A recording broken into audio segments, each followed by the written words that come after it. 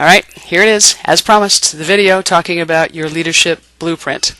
So most of what I'm going to be talking about is reiterating what you will find in your syllabus, but perhaps by the way I emphasize different pieces, it'll make more or different sense to you. So here goes.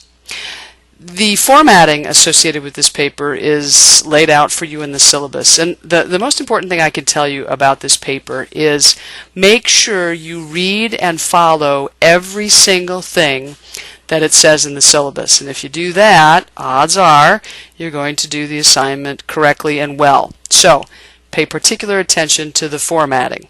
Then here are the pieces that I'm looking for you to discuss in the 6 pages that you have, keeping in mind again, as it says in the formatting in your syllabus, single-spaced. So, and you don't have to think in terms of the traditional 1 column. You could think 2 columns, for example, on that first 8.5 by 11 sheet. You could mix it up. You could do 3 columns like a newspaper. Beyond the particulars of no more than 6 pages, etc., the formatting choices are really yours to make. But here are some of the things that I'm looking for. So, first of all, big picture, what I'm looking for. I want to see who you are as a leader. By the time I'm finished reading this paper, I should have a very clear sense of who you see yourself as a leader and how you see yourself developing as a leader, at least in the near part of your professional career. So, some of the things I'll be looking for. I want you to talk about your professional dream. As you sit and reflect on the kind of position you'd like to have going forward, the big aspiration, the thing that would get you the most jazzed up, the most excited, describe that for me. Tell me what that dream is. Who do you want to be? I don't want to say when you grow up, because that makes it sound as though you haven't grown up. But as you see yourself reaching sort of the height of your professional career, tell me who that person is. Tell me what that person is doing. Related to this and associated with the whole notion of describing yourself as a leader, tell me about your personality. Now, one of the things I'm going to tell you is that everything that is described in the syllabus that relates to this paper is also described in your textbook. And my expectation is that as we've been going through each of these chapters, you've been making some notes to yourself. At least that's what was suggested to you in the syllabus. Some notes to yourself about how do you think about all of that in terms of who you are as a leader. So personality is one of those pieces. There are all different kinds of ways that we can describe our personalities. Think about your personality as it relates to you as a leader, as it relates to you in terms of your effectiveness as a leader. Do you want to talk about things like where you stand with respect to the Myers-Briggs or the Big Five? Or are there other ways that you would like to describe your personality? Again, keep in mind the context of this. The context is personality as it relates to who you are and who you will be as a leader. I also want you to talk about your values, assumptions you make about why people do what they do, your belief system, and then your expectations of yourself and of others. You can look up the acronym VABE online. The Googleverse is at your fingertips, ladies and gentlemen, to see how other people think about that. I want to see how you think about that. And the reason for this is your values dictate to a great extent the kind of leader you're going to be. For example, are you a person who values transparency? Well, that might have some relevance in terms of how you communicate with other people as a leader. One of your values might be honesty. Again, this is something that I think could impact rather significantly on how you behave as a leader. Remember, from organizational behavior, we talk about terminal and instrumental values. Instrumental values, that's if you were filling out the phrase, I am, you'd say things like, I am honest, I am hardworking, I am curious. Those are all instrumental values. They talk about how you get things done. Then there are your terminal values, the outcomes that you want. And an easy way to figure these out is to answer or fill in the phrase, I want. So, I want professional success. I want to make a difference. Okay? And you fill this in for you. What are your values? Again, look up VABE. Then, what's your personal leadership philosophy or point of view? Now, you've had a lot of different things that should jog your thinking about this, starting way back in the beginning of the semester when I talked about, think of a leader who's made a positive difference in your life. And how did that person treat you? And why did the person treat you the way that he or she did? And this relates to this notion of principle-centered leadership. We had all those questions that we talked about. I asked you to come up with your top 10. These are all the kinds of things that you could be incorporating into your philosophy. In other words, what drives you? What are the guiding principles associated with how you plan to lead people? I want you to think hard about this. I don't want to just see some laundry list of things out of the textbook, one thing out of every chapter. I mean, come on. What really matters to you as a leader? And again, this should be a paper unlike most papers that you've ever written. This isn't simply a go out and do some research and then summarize it all and then, tell me what you found in terms of like a case analysis, but rather you digging really deep. Who are you? And what really matters to you? And how do you see yourself influencing other people? So dig deep. Another section is, another piece to this paper is for you to talk about what you've learned from a real leader, someone that you personally know. Don't pick Martin Luther King. You didn't know Martin Luther King. I know this for a fact because you're all younger than I am, and Martin Luther King passed away when I was a toddler. So you didn't know him. You didn't know JFK. You didn't know Abraham Lincoln. Don't pick historical figures. Don't pick celebrities. Pick someone that you personally know. And what have you learned from this person, both positive and negative? See, leaders are people, and we are flawed. All human beings are flawed. We all make mistakes. Whether we learn from those mistakes, in my opinion, is the mark of a good leader. Do we understand, for example, that it isn't just about us, that our followers are also central to whether we'll be effective as leaders, and the goal and the context in which we find ourselves. I had to learn all of that the hard way. I made mistakes. That's how I learned that. So what have you learned from observing and or talking with a real person, a real leader, someone you admire, both the positive and the negative? What can you take away from that interaction with that person? Then I want you to start pulling some pieces together. So earlier you would have talked about your dream, what you aspire to in terms of leadership. Now I want you to start talking about how the skills you have are going to take you toward that dream. Give really specific examples, things that you do, skills that you have, competencies that you possess that you think will ultimately help you to be a success. If communication is something that you think you're really effective at, how will that help you toward your professional dream? Pull this stuff together. And again, you can learn.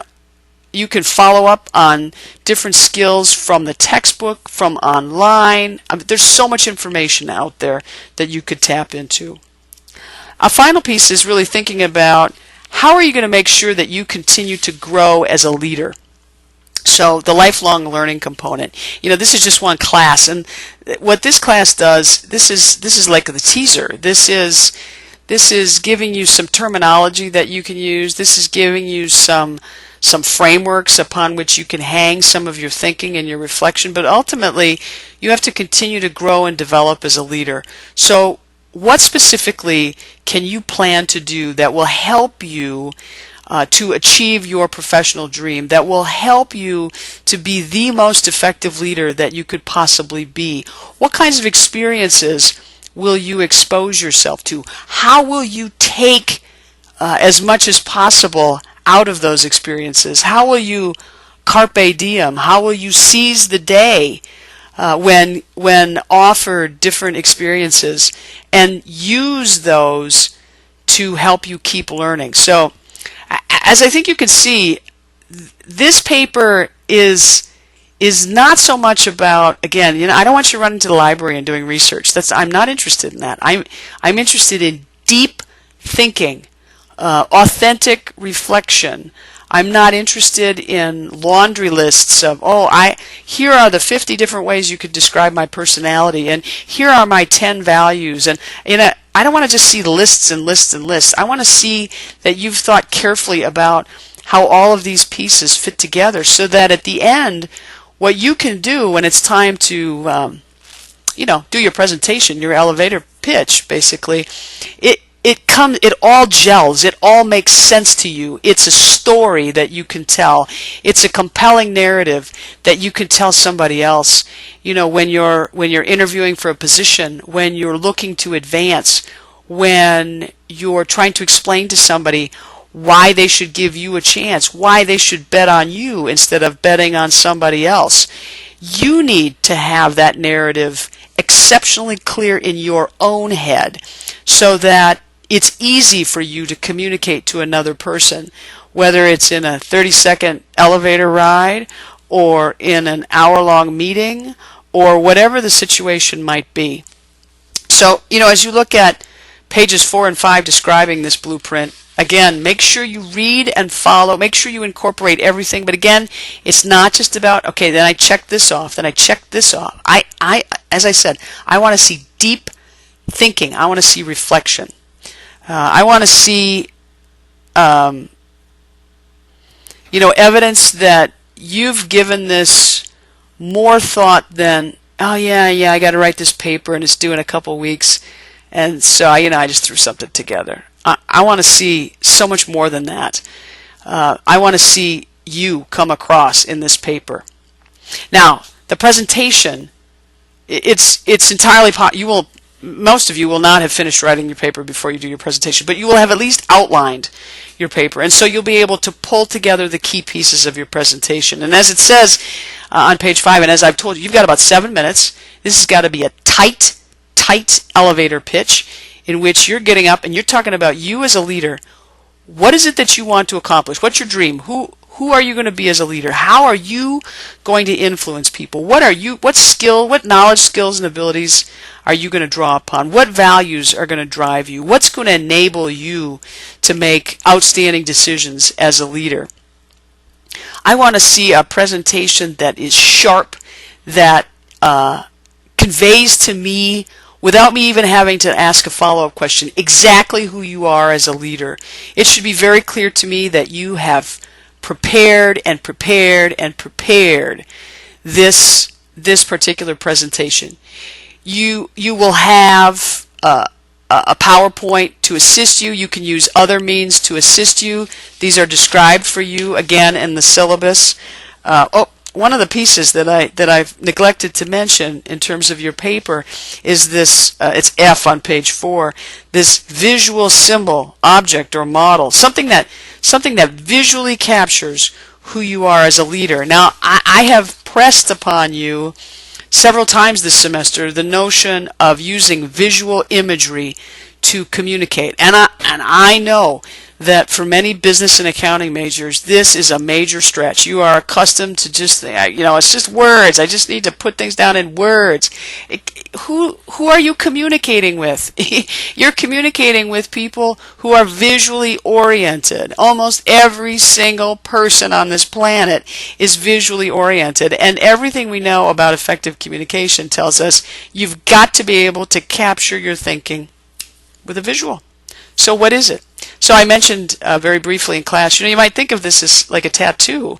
This is the sort of thing I'd like to see in your presentation. Show us all that visual imagery.